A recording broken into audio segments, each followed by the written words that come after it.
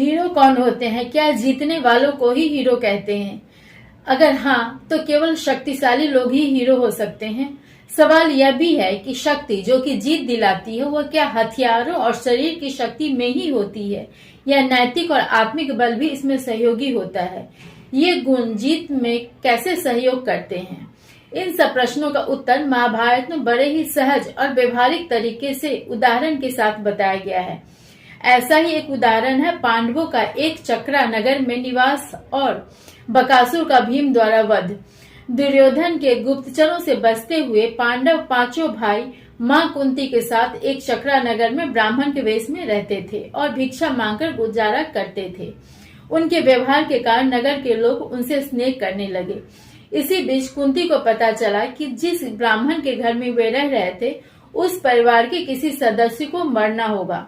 उन्होंने उस परिवार की सहायता करने का निश्चय किया, लेकिन इसके लिए उन्हें अपने बेटे भीम का जीवन खतरे में डालना पड़ता। यह प्रसंग पिछले वीडियो में विस्तार से बताया गया है। वास्तव में एक चक्रा नगर में रहते हुए जो सबसे बड़ा काम पांडवों ने किया था वह था बकासुर का वध करना। हिडिंब के बाद यह दूसरा नरभक्षी राक्षस था जिसे भीम ने मारा था। खुद मुश्किल में रहते हुए भी पांडवों एवं कुंती ने दूसरे लोगों की भलाई करने का अपना दृष्टिकोण कभी नहीं खोया। यह प्रसंग इसका बहुत बड़ा प्रमाण है। तो क्या है कहानी बकासुर की? यहाँ यह बात ध्यान देने की है कि एक बकासुर की चर्चा भागवत में भी है जो कृष्ण को मारने आया था लेकिन खुद उनके हाथों मारा गया। यह दूसरा बकासुर था।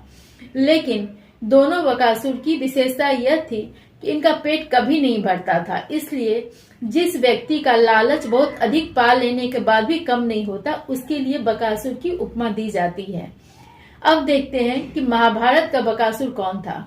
एक चक्रा नगर से लगभग 2 कोस दूर यमुना नदी के किनारे घने जंगलों में गुफा था जिसमें एक बक नामक राक्षस रहता था। वह बहुत ही बलवान था। इस जनपद और नगर का स्वामी वही था। वह इस नगर की शत्रुओं और हिंसक पशुओं से रक्षा करता था, पर स्वयं ही नरभक्षी था। इसलिए वह स्वयं ही अपनी प्रजा को मारकर खा जाता था। इसके लिए प्रजा ने आपस में एक कर निश्चित किया। निश्चय यह हुआ कि 20 खरी अगहनी चावल का भात, 2 भैंसे और 1 मनुष्य, यह सामग्री उस नगर में रहने वाला भी गृहस्थ परिवार अपनी बारी आने पर उसे देते। हालांकि बारी आने में बहुत अधिक समय लगता था, पर यह कर देना बहुत ही कठिन था। कारण यह था कि जो व्यक्ति ये कर लेकर यानी यह सामग्री लेकर जाता था, बकासुर सामग्री के साथ साथ उस व्यक्ति को भी मारकर खा लेता था। इतना ही नहीं, अगर कोई उससे बचने का प्रयास करता तो राक्षस उसके पुत्र और पत्नी को भी खा जाता था। इसलिए लोग चुपचाप उसकी बात मानकर अपनी जान दे देते थे। वास्तव वहां का राजा कोई और था। वह बैत्रकीय गृह नामक स्थान पर रहता था। वह राजा स्वयं अपनी प्राणों के डर से वहां रह रहा था, पर उसने अपनी प्रजा को बचाने के लिए कोई प्रयास नहीं किया। इसलिए बकासुर को रोकने वाला कोई नहीं था। नगर के लोग अनाथ की तरह उसके आगे बेबस पड़े हुए थे। यही वह ब्राह्मण यह नीति वाक्य कहता है कि नीति कहती है कि पहले अच्छे राजा को प्राप्त करे, उसके बाद पत्नी और फिर धन की उपलब्धि करे। इन तीनों का संग्रह द्वारा अपने जाति भाइयों पुत्रों का संकट से बचाए। अर्थात अगर राजा नहीं होगा सही तो फिर पत्नी धन आदि को रक्षा नहीं हो पाएगी। अगले दिन बकासुर को कर देने की बारी उसी ब्राह्मण परिवार की थी जिसके यहाँ पांडव रहते थे। वे जानते थे कि उनके परिवार के किसी न किसी को मरना ही होगा। इसलिए ब्राह्मण, उनकी पत्नी और उनकी जो पुत्री थी, ये तीनों ही परिवार को बचाने के लिए अपनी जान देना चाहते थे।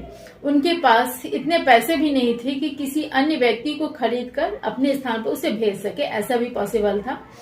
न तो वे किसी सगे संबंधी को मरवाना चाहते थे, इसलिए ब्राह्मण स्वयं जाना चाहता था, लेकिन उसकी पत्नी और बेटी अपने अपने तर्कों द्वारा उसके स्थान पर अपने आप को भेजे जाने के लिए उपस्थित कर रही थी। ब्राह्मण दुख से यह भी कहता है, इससे अच्छा हो सारा परिवार एक साथ ही चले और वह राक्षस सबको खा ले। कुंती उस परिवार की रक्षा के लिए कहती है कि उनके 5 में से एक पुत्र बलि यानी कर की सामग्री लेकर राक्षस के पास चला जाएगा, लेकिन ब्राह्मण ने इसे बिल्कुल ही मना कर दिया। वह अपने अतिथि, वह भी एक ब्राह्मण, को किसी भी हालत में अपने स्वार्थ के लिए बलिदान करने के लिए तैयार नहीं था। ब्राह्मण ने बहुत से तर्क देकर कुंती के पुत्र को राक्षस के पास भेजने से मना कर दिया। तब कुंती अपने पुत्र के बल को बताते हुए कहती हैं कि भीम ने बकासुर से भी अधिक शक्तिशाली कई राक्षसों को मारा है, इसलिए वह इस राक्षस को भी मार डालेगा। भीम की शक्ति का रहस्य वह उनके गुरु द्वारा दी गई सिद्धि और मंत्र को बताती हैं। अपने पुत्र की शक्ति के विषय में किसी को बताने से ब्राह्मण को यह कहकर मना करती हैं कि लोग मंत्र सीखने के लोभ में और कौतूहलवश मेरे पुत्र को तंग करेंगे। अगर मेरा पुत्र गुरु की आज्ञा के बिना किसी को मंत्र सिखा देगा तो वह सीखने वाला मनुष्य उस मंत्र से वैसा कार्य नहीं कर सकेगा जैसा मेरा पुत्र कर लेता है। स्पष्टतः यह एक झूठी बात थी। कुंती ने झूठ कहा था, लेकिन इस झूठ का उद्देश्य यह था कि कुंती उस राक्षस का अंत और ब्राह्मण परिवार की सुरक्षा चाहती थी, लेकिन वो यह भी नहीं चाहती थी अभी उसके पुत्रों के जीवित होने का पता किसी को चले, क्योंकि अभी भी वे लोग कमजोर थे। दुर्योधन के लोग किसी भी क्षण उन्हें मार सकते थे। कुंती के ऐसा करने पर ब्राह्मण कुंती के किसी पुत्र को भेजने के लिए राजी हो गया। कुंती ने यह सारी बात भीम को बताया, वह तैयार हो गए। उन्होंने बकासुर को मारने की प्रतिज्ञा कर लिया। इस समय तक बाकी चारों भाई भी भिक्षा लेकर वापस आ गए। युधिष्ठिर को जब अपनी मां के इस निर्णय का पता चला तो उन्होंने प्रश्न किया कि वह दूसरे के बेटे के लिए अपने बेटे की जान क्यों दांव पर लगा रही थी। वे डर गए थे क्योंकि भीम का बल उन लोगों के लिए बड़ा सहारा था। कुंती ने इसके उत्तर में 2 कारण बताए। एक, उस ब्राह्मण परिवार के द्वारा उन लोगों का आश्रय देकर उन पर किया गया उपकार। दूसरा, भीम की शक्ति जिससे वह हिडिंब को भी मार चुके थे। अगले दिन भीम सबसे विचार विमर्श कर दोनों परिवारों से मिलकर सब भोजन सामग्री लेकर बकासुर के पास चले। जंगल में उस राक्षस की गुफा के पास पहुंचकर भीम उसके लिए लाए गए अनाज को स्वयं खाने लगे और उसका नाम लेकर जोर जोर से बुलाने लगे। पुकार सुनकर वह भयानक और विशाल राक्षस भीम के पास आ गया। भीम को उसके लिए लाए गए अनाज को खाते देख उसे बहुत गुस्सा आया। उसकी बातों को अनसुना कर भीम आराम से खाना खाते रहे। इससे बकासुर का गुस्सा और बढ़ा। उसने उनके पीठ पर दोनों हाथों से जोर से मारा, लेकिन भीम पर कोई असर नहीं हुआ। वह खाते ही रहे। अब बकासुर एक पेड़ लेकर उन पर प्रहार करने के लिए आया। इस बीच भीम ने खाना पूरा किया, आचमन किया, हाथ मुंह धोया, फिर से लड़ाई के लिए आ डटे। उन्होंने बकासुर द्वारा चलाए गए पेड़ को पकड़ लिया।